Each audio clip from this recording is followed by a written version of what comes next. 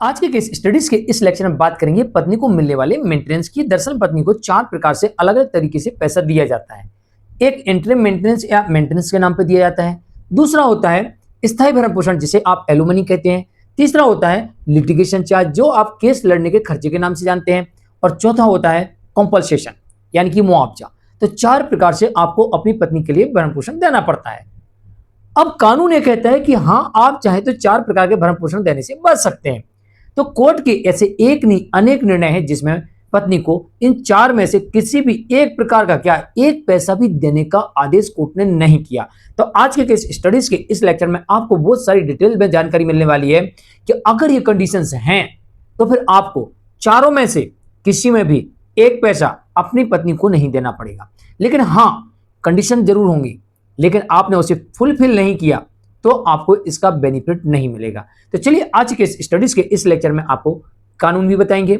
आज के case studies के इस लेक्चर में कोर्ट के जजमेंट ऐसे क्यों आते हैं ये भी बताएंगे, और साथ में आपको आज के केस स्टडीज के इस लेक्चर में ये भी बताएंगे कि आपको क्या करना होगा जिसकी वजह से कोर्ट ऐसा आदेश करेगी कि आपको पत्नी ने जो 4 प्रकार के जो मेंटेनेंस मांगे हैं, 4 प्रकार से आपसे जो पैसा मांगा है, वो उसमें से एक भी पैसा पत्नी को ना दिया जाए और पत्नी सुप्रीम कोर्ट तक पहुंच जाए और उसे एक पैसा ना मिले।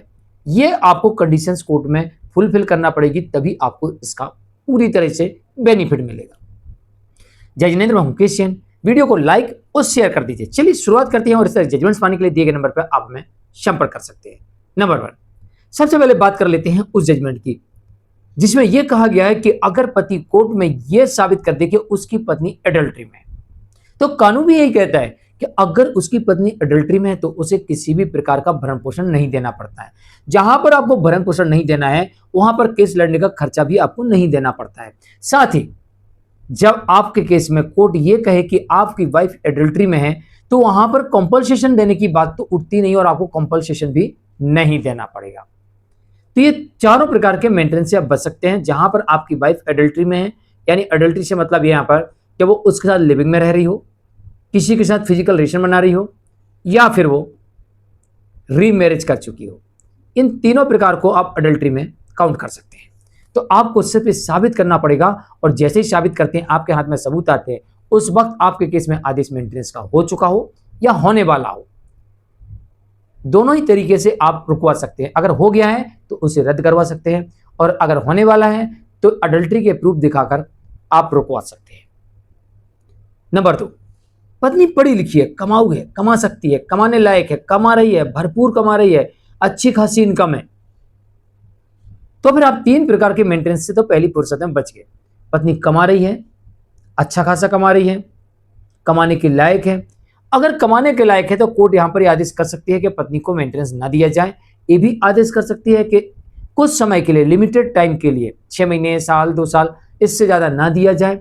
और अगर कमा रही है तो कोर्ट यहां पर यह आदेश कर सकती है कि पत्नी को मेंटेनेंस ना दिया जाए। और अगर पत्नी पर्याप्त कमा रही है तो कोर्ट ये आदेश कर देती है कि पत्नी को भरण पोषण के साथ साथ लिटिगेशन चार्जेस ना दिए जाएं। और अगर पत्नी पर्याप्त कमा रही है और उसकी ये परमानेंट इनकम है तो फिर ऐसी स्थिति में पत्नी को एलोमनी भी देने से कोर्ट इनकार कर सकती है, बशर्ते यहां पर पति की तरफ से कोई गलती ना हो। यह ध्यान रखिएगा, जहां पर पति की तरफ से कोई गलती नहीं होती जिस केस में, उसी केस में पूरी तरीके से चारों प्रकार के मेंटेनेंस को कोर्ट बंद कर देती है और पत्नी को एक पैसा नहीं मिलता, क्योंकि कंडीशंस यहां पर दोनों तरफ से लागू है। एक तरफ तो पति की कोई गलती नहीं होना चाहिए, दूसरी तरफ जो मैं कंडीशंस बता रहा हूं उनके सबूत भी आपको ही कोर्ट में ले जाके देना है, तभी जाके ये साबित होता है कि हाँ, अब आपको कुछ नहीं देना है। इस बात का आपको विशेष ध्यान रखना है। कभी भी मेंटेनेंस का आदेश हो जाए, घबराइए मत। ये आदेश कभी भी परिवर्तनशील होता है, जब चाहे तब परिस्थितियों के आधार पर इसे परिवर्तित किया जाता है। हाल फिलहाल में एक जजमेंट ऐसा भी देखने को मिला जहां पहले से पत्नी को 25,000 रुपए भरण पोषण दिया जा रहा था, लेकिन बाद में पति का लोन भी आ गया, खर्चे भी आ गए, तो कोर्ट ने माना कि भाई पति के ऊपर ओवरबर्डन पड़ रहा है, तो इसलिए पत्नी को मिलने वाला 25,000 रुपए भरण पोषण बाद में घटा के 17,500 हो गया। तो ऐसा नहीं है कि अब आपने बाद में लोन लिए तो उसे कंसीडर नहीं किया जाएगा। भाई आपकी जरूरतें हैं, आपको मकान बनवाना है, आपको गाड़ी खरीदना है, आपको किसी को कर्जा देना है, आप बीमार, कोई आपके घर में बीमार पड़ गया उसका लोन ले लिया, किसी का एजुकेशन लोन है, कई पर्सनल लोन है, कई प्रकार के लोन हो सकते हैं। लेकिन आपको कंडीशंस बताना पड़ेगी, क्यों लिया? अरे भाई मुझे घर बनवाना था, घर रिपेयर करवाना था, कोई दिक्कत नहीं, लेना पड़ेगा। मेरे पास गाड़ी नहीं थी या पुरानी हो गई थी, बदलना पड़ा तो लेना पड़ा। अरे मेरे यहाँ कोई बीमार पड़ गया तो लेना पड़ा। कंडीशन इसलिए बताना पड़ती है, कहीं ऐसा ना हो कि आप मेंटेनेंस कम करवाने के लिए, कहीं ऐसा ना हो कि आप कहीं घूमने चले जाएं, आप पर्सनल लोन के नाम पे ले लें और घर में अपनी जेब में पैसा रख ले, कहें कोर्ट से साहब देखो हमने लोन ले लिया। ऐसा नहीं, कारण होना चाहिए। आपके घर में शादी आ गई भाई, कुछ ना कुछ खर्चा होना चाहिए। किसी ने शादी कर ली, मान लो आपका डिवोर्स हो गया, मेंटेनेंस चल रहा था, आपने दूसरी शादी कर ली, अब आपकी पत्नी आ गई, खर्चा बढ़ गया ना। फिर उसके बच्चे हो गए, खर्चा बढ़ गया ना। तो फिर ऐसी स्थिति में जो पहले से भरण पोषण चल रहा था उसे कम कर देगी कोर्ट। इसके अलावा अभी जो कंडीशंस मैंने बताई हैं, ये कानून भी कहता है और कोर्ट ऐसे आदेश भी करती है, और यही सुप्रीम कोर्ट की गाइडलाइंस भी है। इसके अलावा कानून ये भी कहता है कि अगर बिना किसी कारण के पत्नी अलग रह रही हो, यानी पति की कोई गलती नहीं है और पत्नी जितने दिन पति के घर में थी वो अपने पति धर्म का पालन कर रहा था, पत्नी बिना किसी कारण के, कोई गलती नहीं है पति की। अब पत्नी की कोई भी गलती हो, पति के पास सबूत नहीं है, अलग मैटर है। लेकिन यहां पर पति अपनी तरफ से बता रहा है कि जिस दिन से पत्नी मेरे घर में थी, देखो मैंने अपने पति धर्म का पालन किया और इसके सबूत है। तो फिर पत्नी को साबित करना पड़ेगा कि पति की क्या गलती है। अगर पत्नी पति की कोई भी गलती साबित नहीं कर पाया, पति भला ही पत्नी की कोई भी गलती साबित ना कर पाए, कोई सबूत उसके पास ना हो, तो फिर यह माना जाएगा कि पत्नी बिना किसी कारण के अलग रह रही है। और जब पत्नी बिना किसी कारण के अलग रह रही तो उसे कोर्ट मेंटेनेंस देने से इनकार कर सकती है, एलिमनी देने से भी इनकार कर सकती है, केस लड़ने का खर्चा लिटिगेशन चार्ज देने से भी इनकार कर सकती है, कॉम्पनसेशन यानी कि मुआवजा देने से भी इनकार कर सकती है। यानी चारों प्रकार के भरण पोषण में से आपको एक पैसा नहीं देना पड़ेगा, ऐसा भी कोर्ट आदेश कर सकती है, क्योंकि कानून तो यही कहता है। और ऐसे कई जजमेंट्स देखने को मिलते भी है। आपसी सहमति से अलग रहना, एक ये भी बड़ा कारण कानून में लिखा हुआ है कि भाई आप लोगों ने घर में बैठ के स्टाम्प पेपर पर लिख लिए, आज के बाद हम अलग अलग रहेंगे, कोई लेना देना नहीं किसी से, सारे अधिकार खत्म। तो फिर कोर्ट कहती है आपने खुद छोड़ा, अब आपको कुछ नहीं देना, आपको कुछ नहीं मिलेगा। तो कानून में प्रावधान है कि अगर पत्नी अडल्ट्री में हो, या फिर बिना किसी कारण के अलग रह रही हो, या फिर आपसी सहमति से अलग हुई हो, या फिर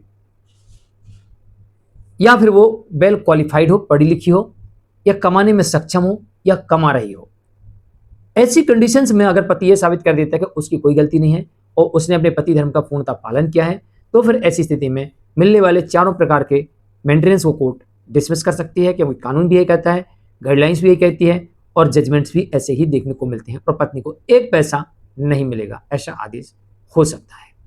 लेकिन जो भी सबूत आपके पास जब भी आए, उन्हें तत्काल प्रभाव से कोर्ट में प्रस्तुत करना है। याद रहे, मेंटेनेंस केस से भागना नहीं है।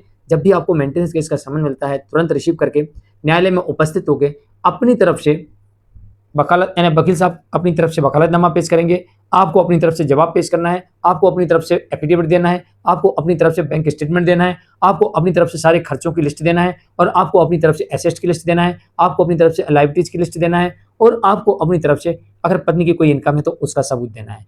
अगर पत्नी अडल्ट्री में है तो आपको ही उसका सबूत देना है। अगर पत्नी बिना किसी कारण के अलग रह रही तो उसका सबूत आपको ही देना है, इस बात का ध्यान रखिएगा। और आपसी सहमति से अगर पत्नी अलग रह रही तो उसका सबूत भी आपको ही देना है। और ये सारी चीजें, कोई भी एविडेंस आपके पास है अपने बचाव का या पत्नी को फंसाने का, तो ऐसी स्थिति में आपको तत्काल प्रभाव से, या आपका कोई भी सबूत नहीं है तो भी आपको तत्काल प्रभाव से भरण पोषण के मामले में ज्यादा से ज्यादा 2 या 3 तारीख के भीतर जितनी मैंने अभी चीजें गिनाई हैं, ये सारी की सारी चीजें आपको न्यायालय बिना मांगे न्यायालय के दे देना है। कई बार आप कहते हैं साहब न्यायालय तो मांगती नहीं है, न्यायालय मांगे ना मांगे आपका काम है आपको सारी चीजें जमा कर देनी है।